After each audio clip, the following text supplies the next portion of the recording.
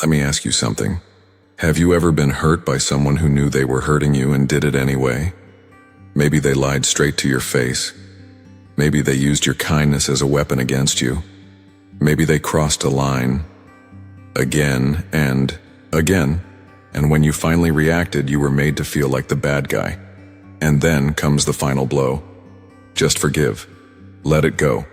Be the bigger person. Sound familiar? There's a dangerous idea that's been quietly spreading through our culture, especially among good-hearted people. It's the belief that forgiveness must come without consequence. That setting boundaries is mean. That saying enough is somehow unkind. But here's the truth. Forgiveness is internal. Consequences are external. Forgiveness can be a private act of healing. You can choose to let go of the resentment, to stop letting someone live rent-free in your mind. That part is for you, but consequences, those are for them. And they're not about revenge, they're about respecting your own worth. Let me be clear. Not everyone who hurts you deserves a place in your life, and no amount of loyalty, blood, history, friendship can justify you becoming a doormat.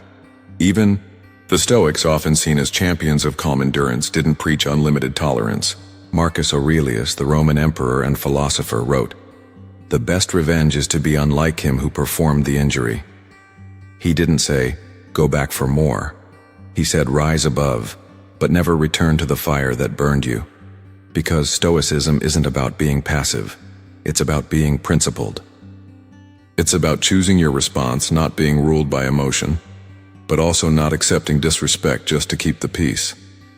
So, if you've ever been guilt-tripped into silence, if someone told you that walking away was cruel, if you've ever wondered, am I a bad person for no longer tolerating this?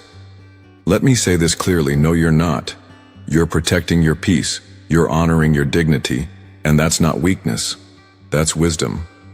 Today we're going to talk about 5 specific behaviors you should never tolerate, no matter who they come from.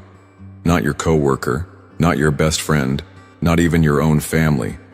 Because self-respect isn't conditional, and boundaries aren't punishments, they're protections. So before we dive into those 5 red lines, I want you to sit with one powerful question.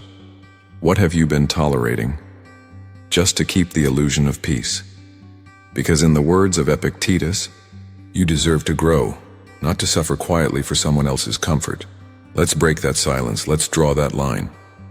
Let's start reclaiming your peace one boundary at a time. Reason 1, they were only sorry they got caught. Let's start with one of the hardest truths to swallow. Some people aren't sorry for what they did. They're just sorry you found out. They don't regret the lie. They regret getting exposed. They don't feel bad for hurting you, they feel bad that you reacted. This is the first and most brutal reason why you must enforce consequences when someone crosses a line. Because without consequences, they will do it again. Let that sink in. Life behavior doesn't change because someone suddenly wakes up a better person. It changes because the cost of doing wrong becomes too high to ignore. This isn't pessimism, it's psychology. Even in behavioral science, we see this play out again and again. What gets rewarded gets repeated. What goes unchecked becomes habit. So when someone betrays your trust and all they face is a tearful apology or a vague, "I'll do better," ask yourself, what exactly have they learned? If the only lesson is, "I can get away with it as long as I say sorry," then you're not just forgiving them, you're training them, and that's dangerous. Not just for you, but for anyone else they'll hurt after you. You see, forgiveness and accountability are not enemies. You can forgive someone in your heart, wish them well, even let go of the resentment, and still hold them accountable, still create distance, still walk away. Too many people confuse stoicism with silence. But Marcus Aurelius never said, "Let people trample you." He said, "You have power over your mind, not outside events. Realize this and you will find strength." What does that mean in this context? It means you cannot control whether someone lies, cheats, disrespects, or manipulates. But you can control what happens next. You decide if they still have access to you. You decide if they get another chance. You decide if your standards remain intact, or get lowered because you're afraid of seeming harsh. And look, I get it. Especially if you're a person who cares deeply, someone who values harmony, who wants to believe the best in people. It's tempting to rationalize. Maybe they didn't mean it. Everyone makes mistakes. What if I'm being too sensitive? But here's the reality. A mistake that's repeated is no longer a mistake, it's a pattern, and patterns must be interrupted. Consequences aren't about revenge, they're about self-respect. They send a clear message. This kind of treatment doesn't work here. Let me give you a real-life example. A friend of mine was in a long-term relationship. Over the years, her partner would frequently cross boundaries, texting other women, lying about where he was, gaslighting her every time she questioned him. And every single time his apology was the same. I'm sorry. I'll change. You know I love you. But nothing changed, because she never left. The message wasn't, this hurts me. The message was, I'll stay, even if it hurts. And it wasn't until she walked away, finally, completely, that he realized the game had changed. Not because she shouted, not because she sought revenge, but because she enforced a consequence that couldn't be talked away. That was the moment she reclaimed her power. And that's exactly what you must do when someone only regrets being caught. Don't reward manipulation with mercy. Instead, choose clarity over comfort. Choose standards over sentimentality. Choose the hard boundary over the easy excuse. In the Stoic worldview, this is the definition of virtue in action. Not passivity, not vengeance, but wise discernment. Knowing when to extend grace and when to close the door. So here's the question I want you to sit with. Who in your life is only sorry they got caught? And why are they still in your life? Don't answer too quickly.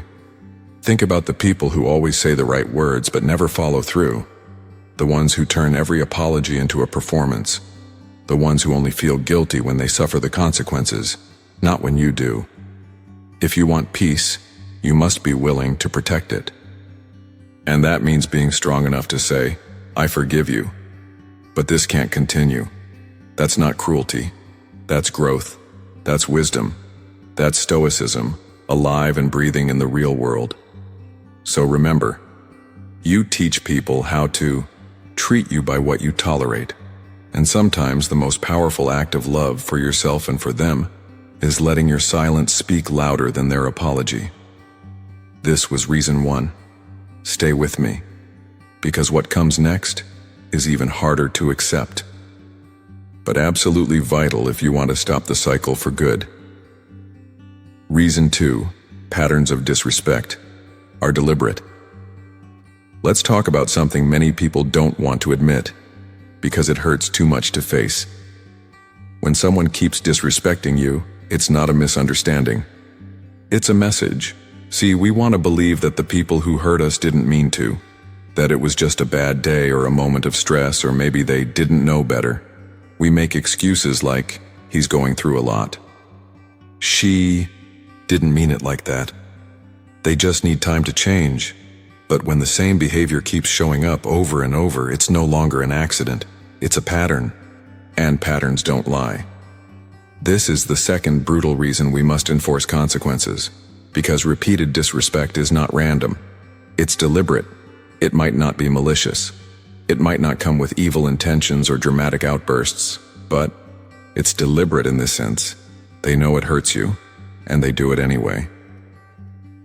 Let me tell you a true story that breaks my heart every time I think about it. Evelyn is a 67-year-old retired woman.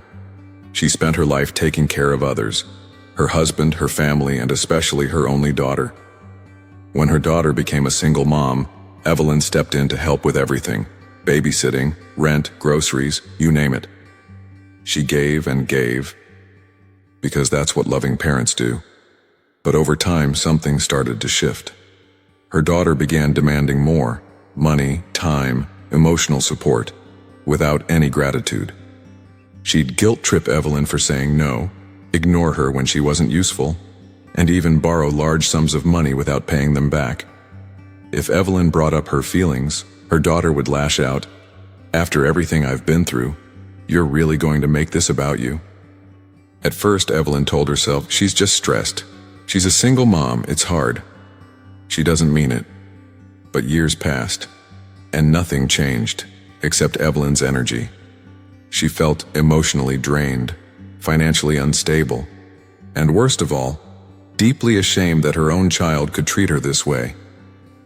Here's what she didn't realize at the time. Her daughter wasn't confused about her behavior. She had learned that she could treat Evelyn however she wanted, and face no consequences. And that's the trap many of us fall into. We confuse frequency with forgiveness. We think if someone's done it long enough, we have to tolerate it. But repetition is not redemption. The more someone repeats a harmful behavior, the more intentional it becomes. Now, Stoic philosophy has something powerful to say about this. Epictetus taught, "It's not things that upset us, but our judgments about them." But here's the deeper insight. It's not just that we get upset, it's how long we allow something to harm us while pretending it doesn't. Stoicism does not teach us to be emotionless. It teaches us to be clear, to remove the fog of denial, to see reality as it is, not as we wish it were. So if you're in a situation like Evelyn, if someone in your life continues to cross lines, dismiss your feelings, or manipulate your kindness, you must ask yourself, am I seeing this clearly, or am I explaining it away because the truth is too painful? Recognizing a pattern of disrespect takes strength. It takes courage to say, "This isn't love, this is control. This isn't misunderstanding. This is a habit. This isn't random. This is a choice." And the moment you recognize it, you have to act. Because the longer you wait, the harder it becomes to tell where their disrespect ends and where your self-betrayal begins. Now, what can you actually do? First, document the pattern. No, you don't need a spreadsheet, but keep track in a journal. Write down what happened, what was said, how it made you feel, because when you start writing it out, you remove the emotional fog and see the pattern in daylight. Second, trust yourself. Don't wait for a final straw. Don't let guilt convince you to shrink. The first time is a warning. The second time is a choice. The third time? That's a blueprint. Third, set the consequence. It doesn't need to be dramatic. It can be quiet, clean, final. A limit on your time, a boundary around your money, or even a conversation that begins with, "I love you, but I will no longer tolerate this pattern." Stoicism teaches us that peace is not passive. Peace is a discipline. And sometimes protecting your peace means walking away from the people who never planned to respect it. So here's what I'll leave you with. If someone's hurting you in the same way, more than once, they're not confused. They've just learned that your boundaries are flexible, and it's your job, not theirs, to teach them that they're not. You deserve consistency, respect, emotional safety. Not once in a while, but always. And if that means enforcing a consequence even with someone you love, that's not you being cold. That's you being clear. That's not a lack of forgiveness. That's the beginning of freedom. Reason 3. Boundaries. Protect self-worth. Let me ask you something that might hit close to home. Have you ever convinced yourself that taking the high road means staying silent, staying small, or staying in pain? If so, you're not alone. We've all been taught that being a good person means being endlessly patient, that love means unconditional tolerance, that saying no is selfish and drawing a line is somehow cruel. But here's what nobody tells you. Every time you excuse harmful behavior, you teach your mind that your peace doesn't matter. Let me say that again, because this is the core of today's truth. Boundaries are not about controlling others. Boundaries are how you protect your own self-worth. You see, the human brain is an extraordinary thing. It adapts. It rewires. It normalizes whatever we experience often enough.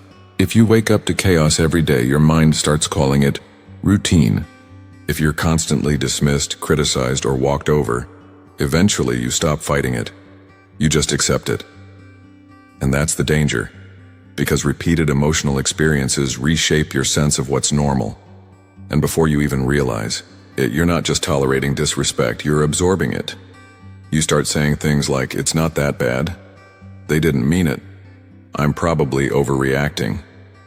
But deep down, a part of you knows this isn't peace, it's paralysis. That's why this third reason is so vital. Boundaries are not about punishment. They're about preservation. They preserve your dignity, your energy, your sanity. And the most painful part? When you don't set boundaries, it's not just them you're giving permission to mistreat you. It's you telling yourself, "This must be what I deserve." But here's the truth you must remember. You do not rise by shrinking. You do not earn respect by tolerating disrespect. And you do not heal by staying in the same place that hurt you. Now let's make this real. Imagine your home had no front door. Anyone could walk in. Strangers, thieves, chaos, noise. How long would it take before your home felt unsafe? Unlivable? Your mind and heart are the same. Without a boundary, they're wide open to anything and anyone. You're not being noble. You're being invaded. And just like any secure home has doors, locks, and rules, so should your life. But here's the key. Boundaries don't need to come with anger.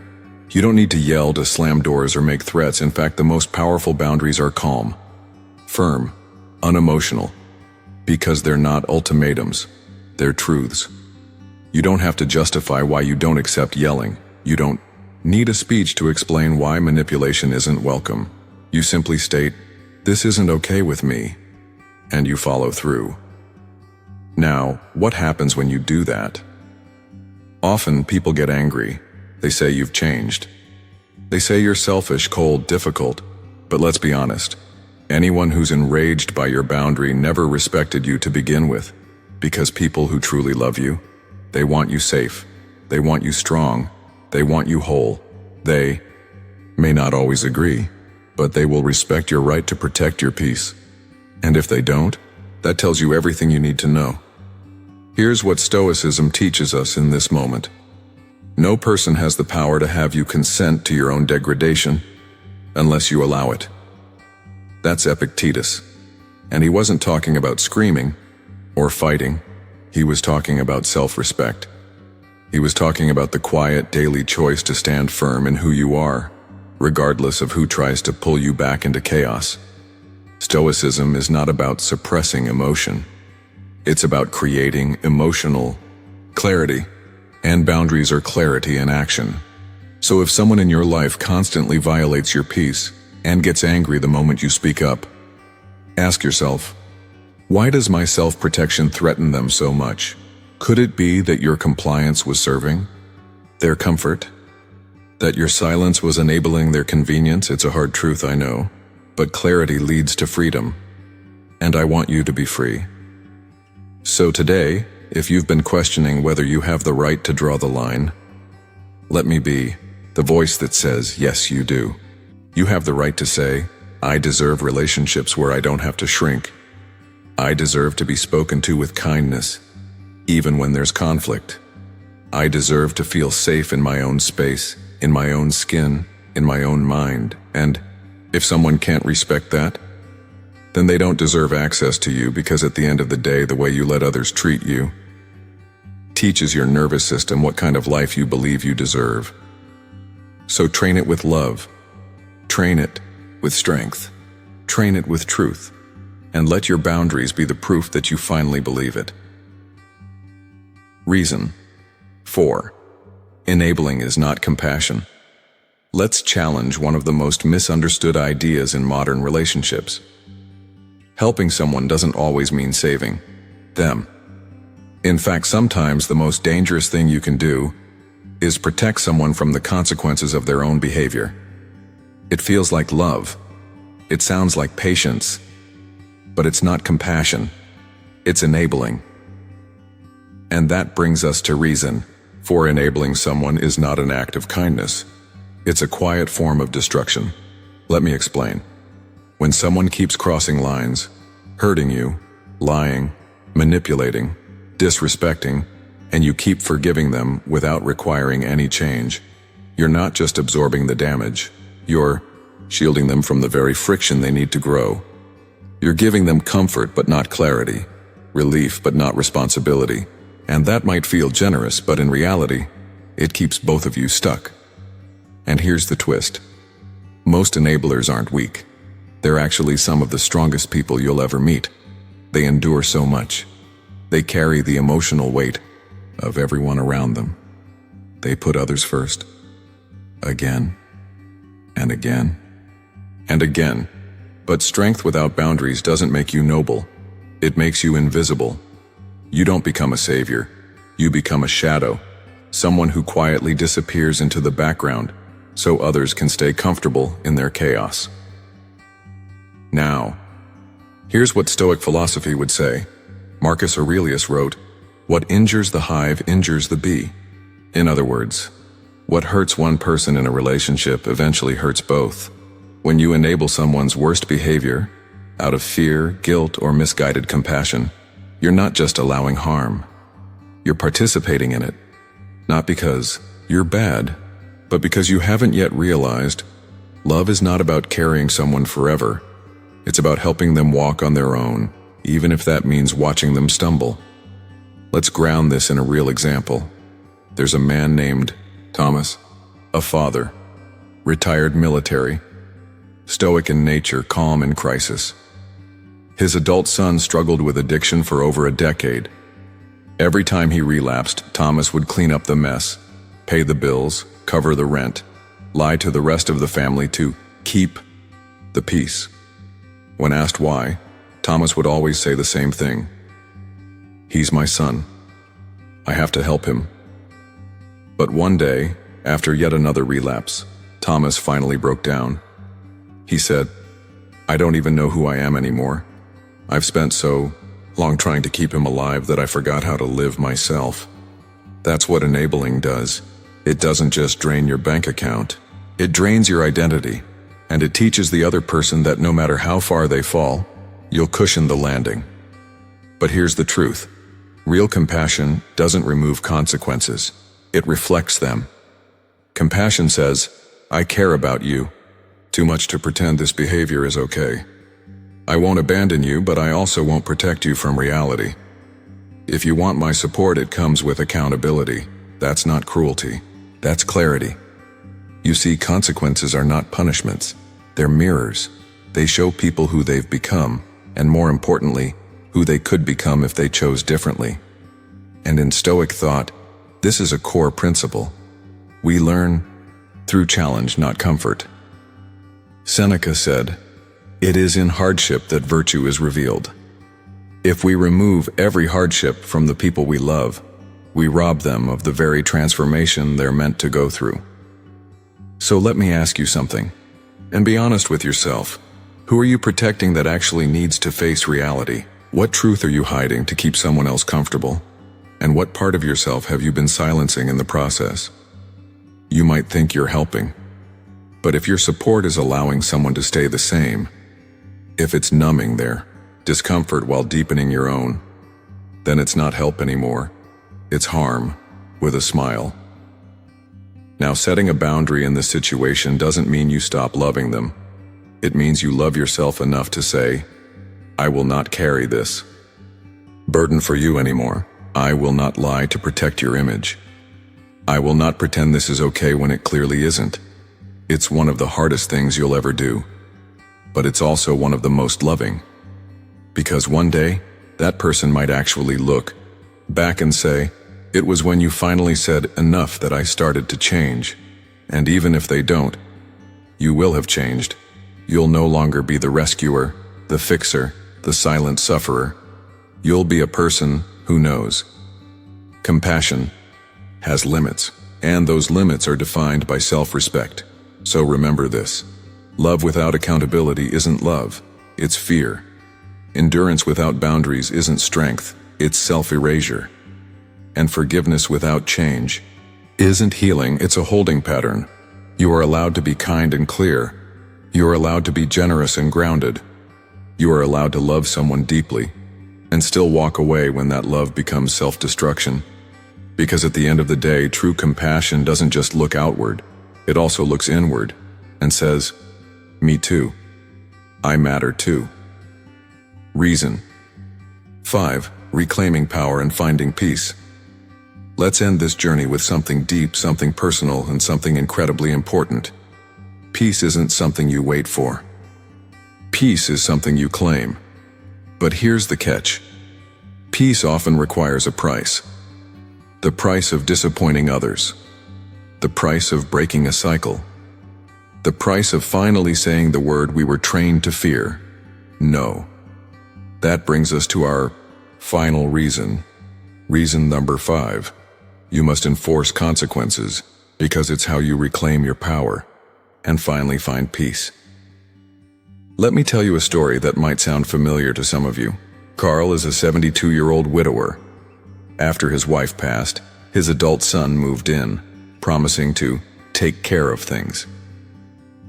At first, Carl was grateful. The company helped soothe the silence of an empty house. But slowly, something shifted. His son began managing everything: the mail, the finances, the conversations. Carl's independence shrank. His preferences were dismissed. Even his voice in his own home began to disappear. Whenever Carl brought it up, gently, cautiously, his son would say, "Dad, I'm just trying to help. Don't make this harder than it needs to be." So Carl stayed quiet. He didn't want to cause problems, but every day he felt a tightness in his chest, an anxiety in his body, a silence in his spirit, because his power had been replaced by permission.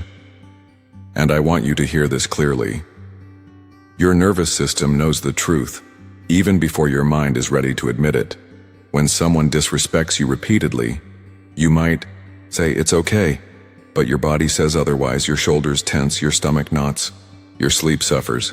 That's not weakness, that's intelligence.